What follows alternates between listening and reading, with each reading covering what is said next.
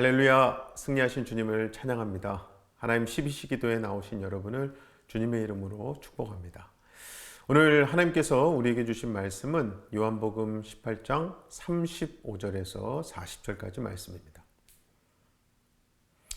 빌라도가 대답하되 내가 유대인이나 네 나라 사람과 대제사장들이 너를 내게 넘겼으니 네가 무엇을 하였느냐?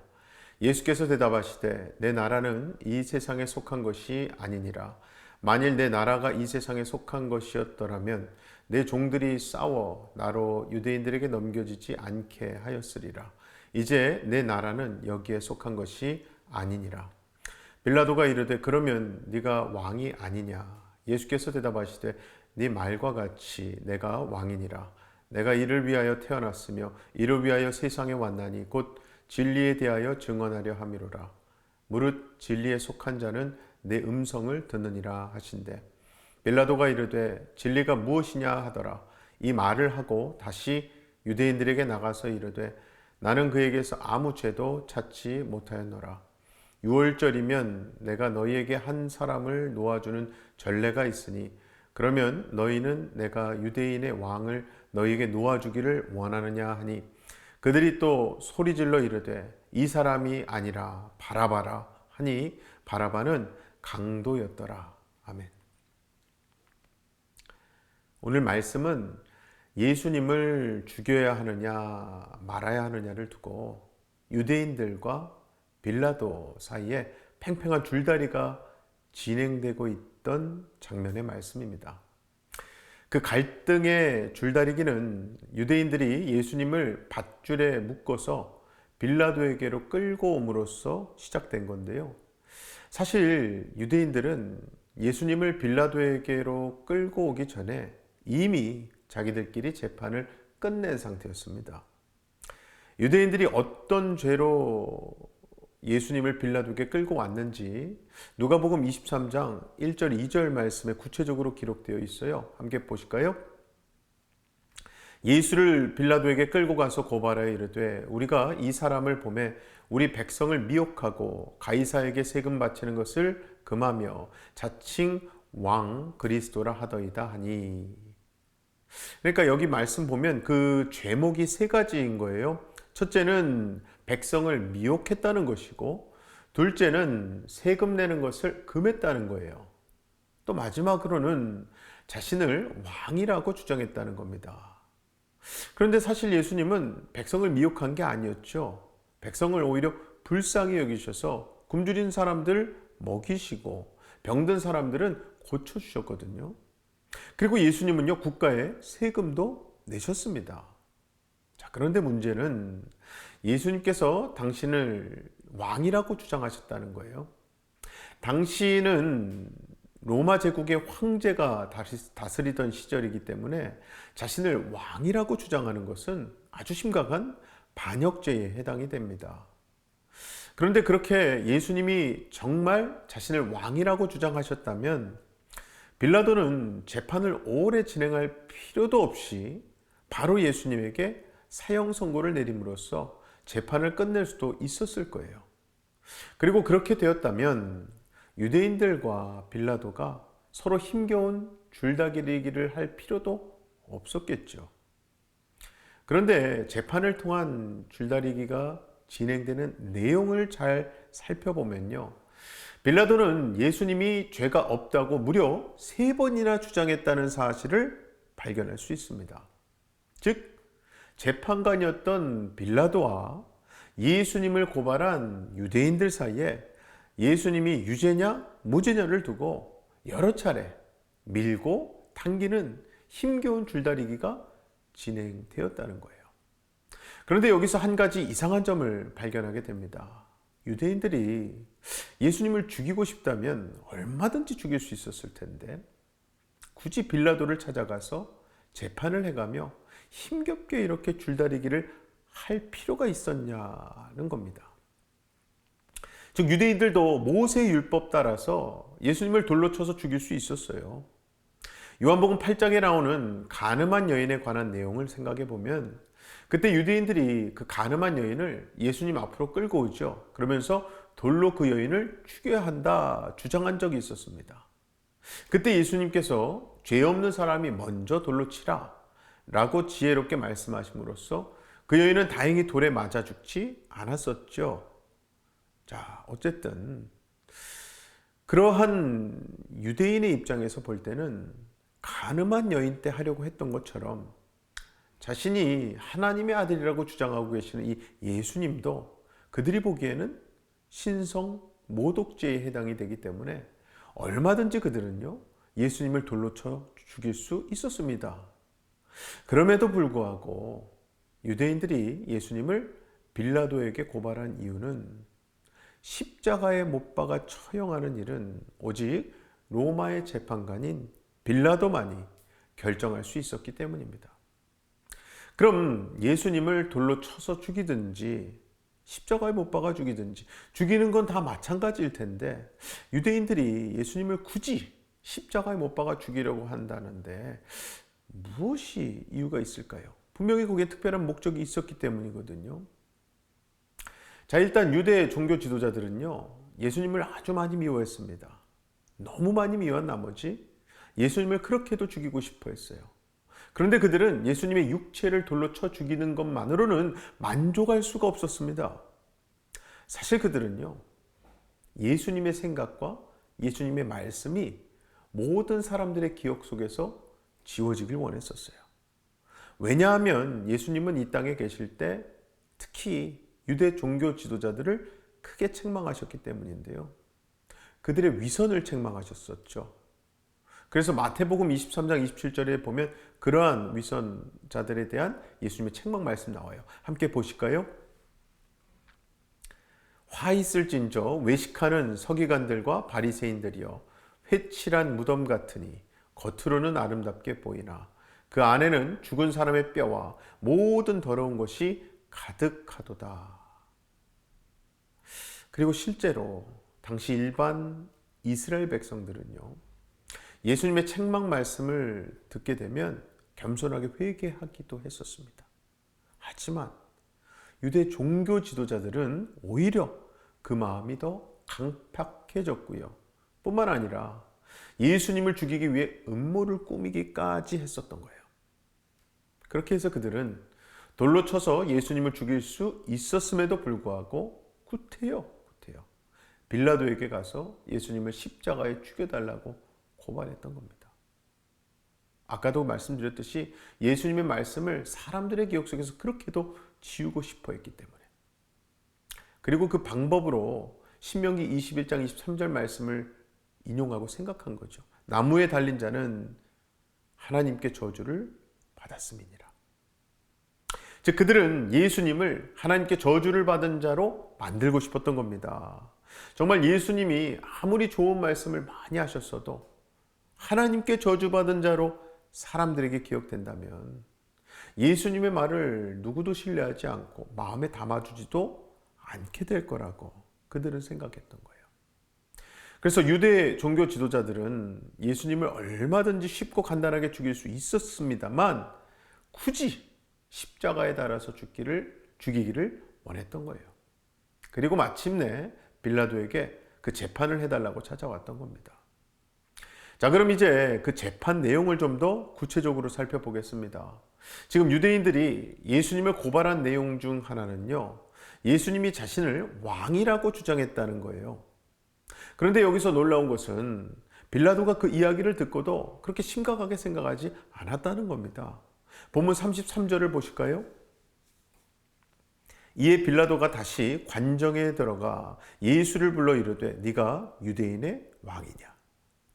그래서 이어서 37절 보시면요, 빌라도가 이르되 그러면 네가 왕이 아니냐.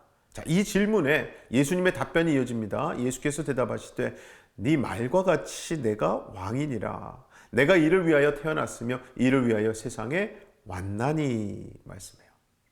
자, 예수님으로부터 이 정도 답변을 들었으면 빌라도로서는요, 당연히 예수님에게 사형 선고를 내려야 마땅하지 않겠습니까? 그런데 빌라도의 반응은 전혀 달랐던 거예요. 본문 38절을 한번 볼까요? 다시 유대인들에게 나가서 이르되 나는 그에게서 아무 죄도 찾지 못하였노라. 즉 자기 자신을 왕이라고 주장하시는 예수님을 보고서도 빌라도는 예수님에게는 아무 죄가 없다고 선언한 겁니다. 왜 빌라도가 예수님이 무죄라고 생각했는지 그 근거가 되는 말씀이 본문 36절입니다. 함께 보실까요? 예수께서 대답하시되 내 나라는 이 세상에 속한 것이 아니니라. 만일 내 나라가 이 세상에 속한 것이었더라면 내 종들이 싸워 나로 유대인들에게 넘겨지지 않게 하였으리라. 이제 내 나라는 여기에 속한 것이 아니니라. 아멘. 그러니까 한마디로 하자면요, 예수님은 자신은 결코 정치적인 왕, 그렇게 세상의 정치의 왕이 아니라는 거예요. 그리고 이 말씀을 듣던 빌라도는 예수님은 결코 로마 제국의 위협이 되는 인물이 아니구나라고 판단했던 거죠. 즉 빌라도는 예수님의 이 왕이라는 주장은 종교적인 의미에서의 왕이라는 의미로 해석했고요. 때문에 굳이 예수님을 죽일 필요까지는 없다고 생각한 겁니다. 자, 그러자 유대인들이 바짝 긴장하게 되죠. 그들 생각에 왕이라고 주장하는 예수님을 빌라도가 당연히 십자가형에 넘기리라고 생각했는데 오히려 무죄를 선언하려고 했기 때문에, 그렇게 해서 결국 그 재판의 줄다리기 결과가 어떻게 되었습니까? 본문 다음 장이죠. 요한복음 19장 16절에 보면 이렇게 되어 있어요. 이에 예수를 십자가에 못 박도록 그들에게 넘겨주니라. 즉 결국 빌라도는 유대 종교 지도자들에게 굴복하고 예수님을 십자가 처형에 넘겨주고 말았던 겁니다. 자, 지금까지 유대 종교 지도자들과 빌라도가 예수님을 죽여야 하느냐 말아야 하느냐를 두고 서로 줄다리기 하는 장면을 살펴봤습니다. 사실 유대 종교 지도자들이나 빌라도 모두 다 막강한 힘과 권력을 갖고 있던 사람들이었습니다. 그들과 비교해 볼 때 예수님의 모습은요, 너무나도 초라하고 연약해 보였거든요. 그러다 보니까 예수님의 죽고 사는 문제는 마치 유대인들과 빌라도의 손에 달려있는 것처럼 보였습니다. 그래서 빌라도는 실제로 자기가 예수님의 운명을 결정할 수 있는 것처럼 교만한 말을 하기도 했었어요. 그 말씀이 요한복음 19장 10절에 있는데요. 빌라도가 이르되 내게 말하지 아니하느냐, 내가 너를 놓을 권한도 있고 십자가에 못 박을 권한도 있는 줄 알지 못하느냐. 이게 그러니까 빌라도가 마치 예수님의 운명을 결정할 수 있는 것처럼 말하고 있는 겁니다. 그런데 여러분 정말 그래요? 성경은 예수님이 십자가 처형을 당한 이유를 어떻게 설명하고 있는가? 본문 32절 통해서 우리가 볼 수 있습니다. 함께 보실까요? 이는 예수께서 자기가 어떠한 죽음으로 죽을 것을 가리켜 하신 말씀을 응하게 하려 함이로라 말씀해요. 즉 예수님의 죽으심은 우연히 어쩔 수 없이 일어난 일이 아니라는 거예요. 예수님에 관해 예언된 모든 말씀이 이루어지게 하려고 일어난 일이라는 말씀입니다. 예수님은 또 이렇게도 말씀하셨었어요. 요한복음 10장 18절 말씀 보실까요? 이를 내게서 빼앗는 자가 있는 것이 아니라 내가 스스로 버리노라.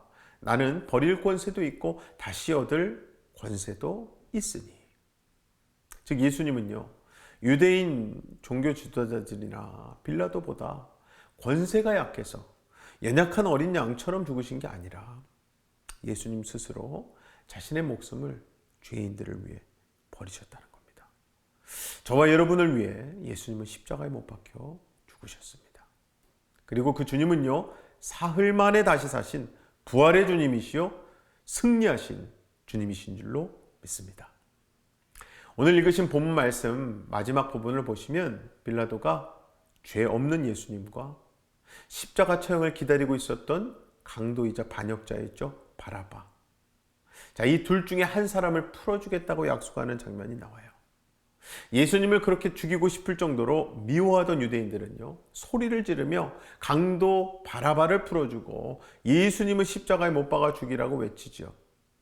그렇게 해서 예수님 대신에 강도 바라바는 풀어주고 예수님은 십자가에 죽게 하는 이 기록, 이 말씀은 마태, 마가, 누가, 요한복음 모두에 기록되어 있습니다. 우리는 이 사건을 통해서 예수님께서 스스로 자신의 목숨을 포기하시고 빌라도와 유대인들 사이의 줄다리기에 희생양이 되어주신 이유가 바로 영적으로 강도예요. 영적으로 살인범이며 하나님을 대적했던 반역자였던 우리를 죄와 죽음의 감옥에서 풀어 해방시켜 주시는 하나님의 사랑 때문이었구나. 이 사실을 깨닫게 됩니다. 그리고 우리도 이 세상을 살아가다 보면요, 우리보다 몇 배 힘과 권세, 돈을 가진 사람들끼리 싸우는 줄다리기의 틈바구니 속에서 희생을 당하고 고통과 고난을 당할 수도 있어요. 왜냐하면 예수님을 믿는 우리는요, 예수님과 같은 길을 걸어가는 예수의 제자들이기 때문에 그렇습니다. 그럼에도 불구하고 우리가 잊지 말아야 되는 사실은, 우리가 고난을 당하는 이유가 우리가 믿는 하나님, 우리가 의지하는 예수님이 우리를 도와줄 능력이 없고 지혜가 없어서가 아니라는 사실이 여러분 아니다. 그게 아니라 사실은 우리의 그러한 고난을 통해 바라바와 같이 죽음을 앞두고 두려움의 감옥에 갇힌 영혼들을 해방시켜주고 구원하기 위함이라는 거예요. 정말 우리 주변에는요, 바라바와 같이 영적인 감옥에 갇혀서 영원한 죽음을 기다리고 있는 사람들 있지 않습니까? 그런데 우리 예수님이 나를 위해 고난 받으심으로 바라바와 같았던 나를 구원해 주시고 부활의 영광에 참여하게 해주신 것처럼 예수님께서는요, 우리를 통해, 그게 우리에게 있어서 고난의 상황이라 할지라도 내 주변에 바라바와 같은 사람들 구원하기 원하심을 믿으시기 바랍니다. 그리고 혹시라도 오늘도 나보다 힘세 보이는 누군가의 줄다리기 싸움 때문에 어려움과 고통을 겪고 계시는 분이 만약에 계시다면 우리보다 먼저 고난을 받으신 예수님을 기억하시고 무엇보다도 반드시 끝나게 될 잠깐의 고난이 아니라 그 후에 영원한 부활의 영광을 바라보시는 거예요. 그렇게 해서 날마다 승주찬 하시는 삶 살아가시기를 주님의 이름으로 간절히 축원합니다. 이 시간 함께 기도하실 때에 여러분, 어제는 제수요일이었습니다. 사순절을 시작하는 날이었죠. 예수님의 십자가 길을 우리도 말씀 붙들고 기도로 함께 동행하게 해달라고 기도하십시다.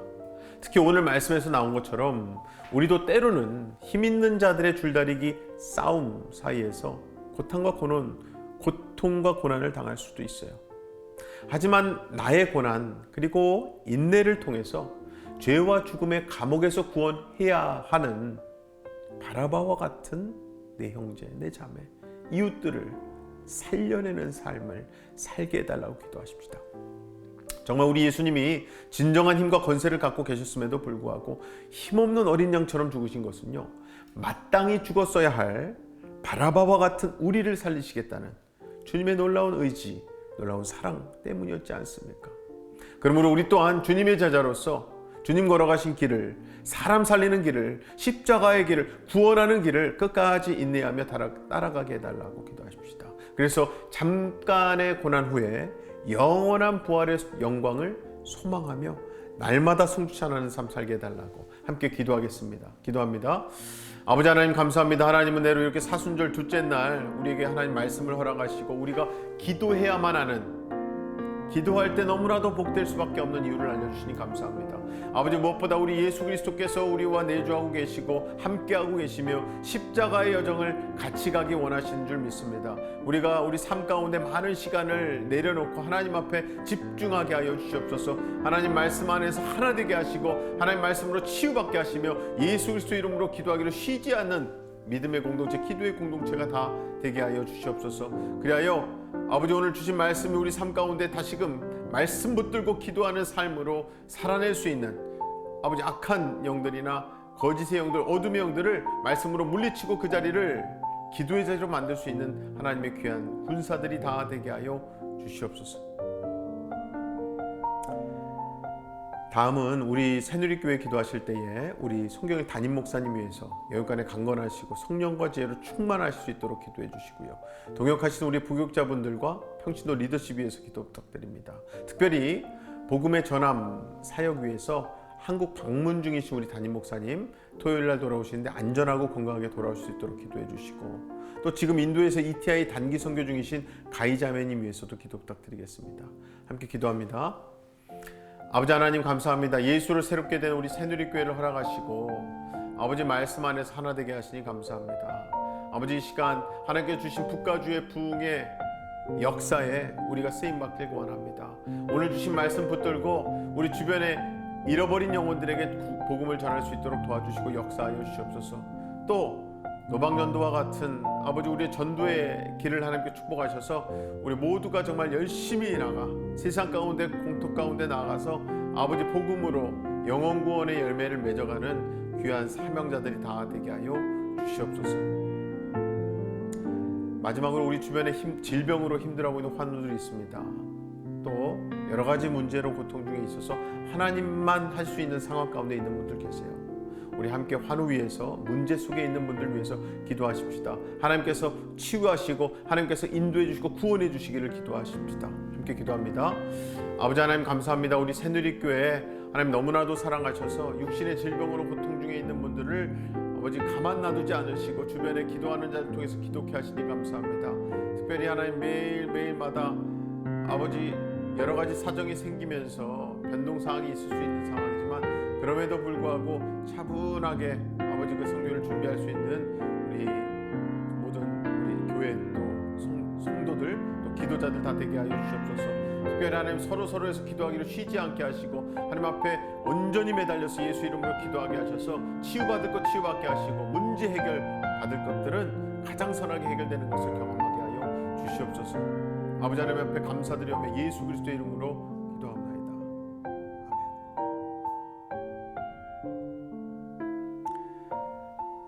아무쪼록 이미 승리하신 예수님으로 오늘도 새로워지시고 승리하시기 바랍니다. 어떠한 상황 속에서도 승주찬